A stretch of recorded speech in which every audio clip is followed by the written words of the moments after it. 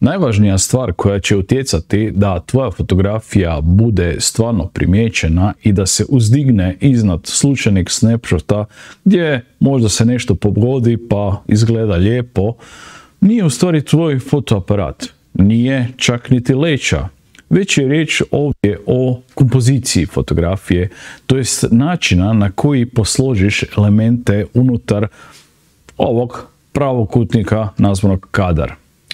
Bok, ja sam Darko, a ovo je podcast o fotografiji i svemu oko nje, namijenjen fotografijama i svima koji se tako osjećaju. Što se tiče kompozicije, imamo par osnovnih pravila, ovdje ćemo spomenuti danas par tih pravila, kojih je dobro se držati, gdje ćeš bez problema naići da te komponente koje jesu unutar fotografije postaviš na način da je oko ugodno i da sve ukupno ima smisla. No, ono što je uvijek dobro imati na umu, kako god da pravilno naučiš koristiti pravila, je da ih nekad dobro i kršiti. U stvari, da ih makneš i da kreneš van tih pravila raditi. Ali bez da ih naučiš, teško je da znati uopće šta ćeš prekršiti. Tako da krenemo sa prvim. Pravilo trećina. Bilo koji fotoaparat, pa čak i na mobilnim telefonima, kamere, aplikacija ima one crte koje u trećine odjeljuju horizontalni i vertikalni kadar, da imamo 9 pravokutnika. Sad, čemu ovo uopće služi?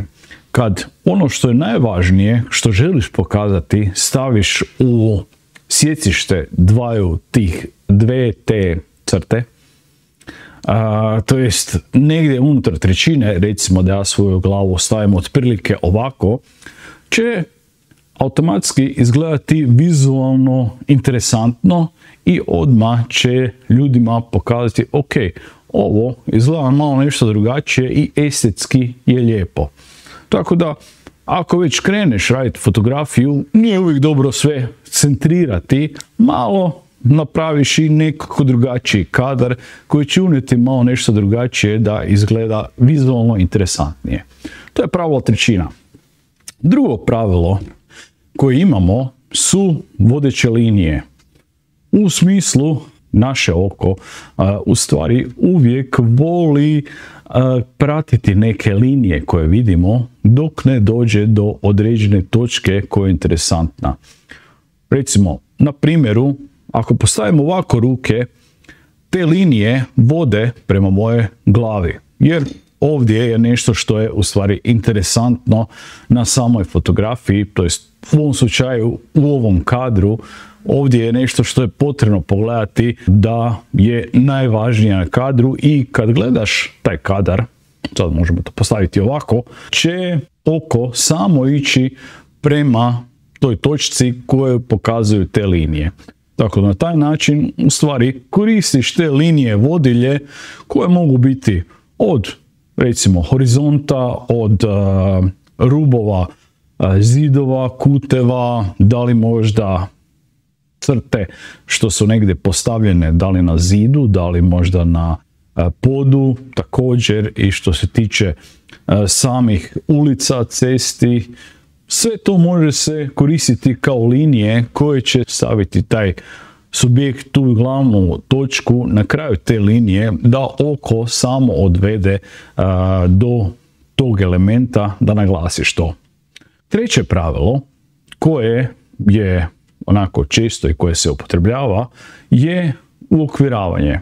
Koliko god da već sad imamo okvir, već jesmo u okviru, bilo da je fotografija, bilo da je video, dobro je također dodatno još koristiti okvire, jer na taj način dodatno naglasimo ono što je unutar okvira.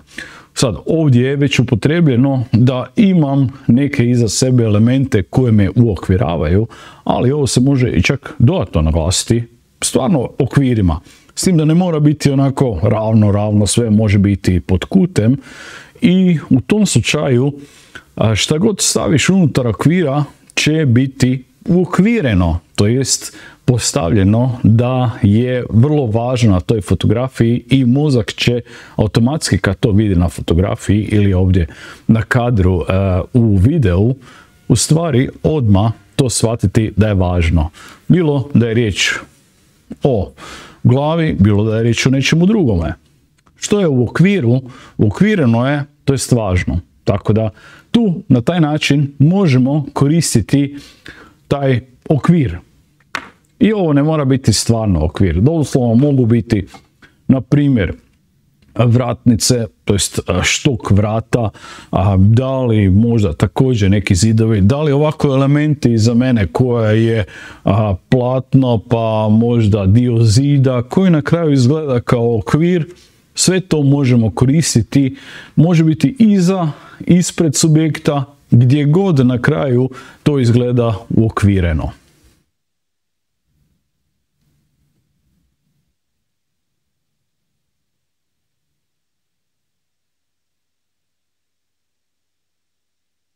Četvrto pravilo koje bih danas spomenuo je simetrija. U smislu, ovdje imamo postavljeno da sam u sredini, da je u osnovi otprilike simetrično i s lijeve i s desne strane, barem što se tiče moje osobe, koliko god na kraju nisu postavljeni simetrično ti elementi iza mene, da na kraju to izgleda vizualno interesantno oko odmah, to jest mozak gledatelja kroz oko odmah shvati nešto što je simetrično, da je onako fora i lijepo.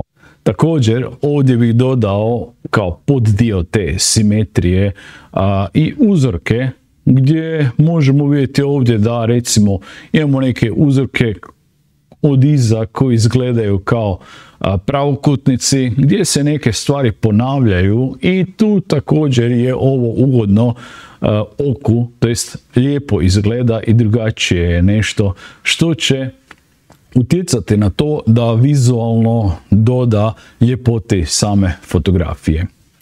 To je bila neka osnovnih 4 plus pravila, ima ih još, ali ono što zna biti je da je nekad potrebno i prekršiti ta pravila. Kad napraviš dosta fotografija sa ovim pravilima, na kraju ti bude jasno da možda onako i budu dosadna s vremena na vrijeme, ne možeš uvijek stalno sve stavljati u trećine ili u centar, pa možda malo prekršiš.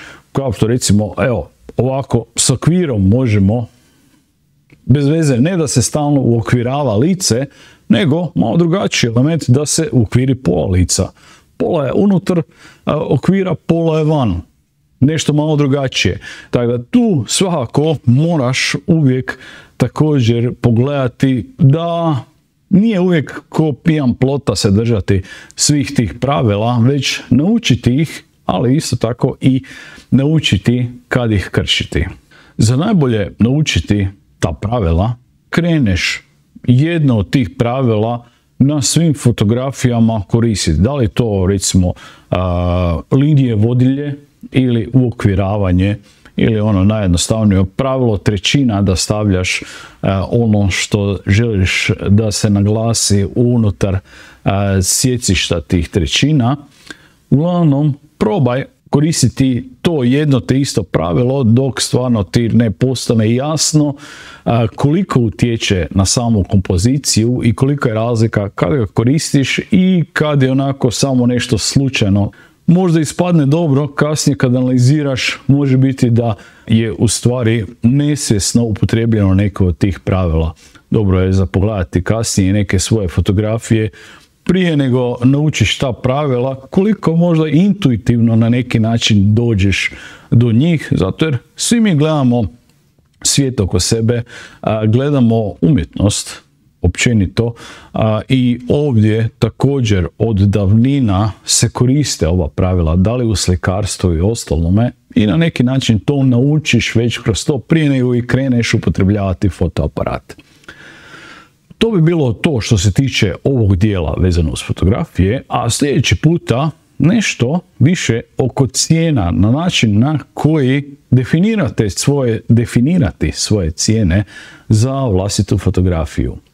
Vidimo se sljedeći puta i pozdrav. Bog Darka!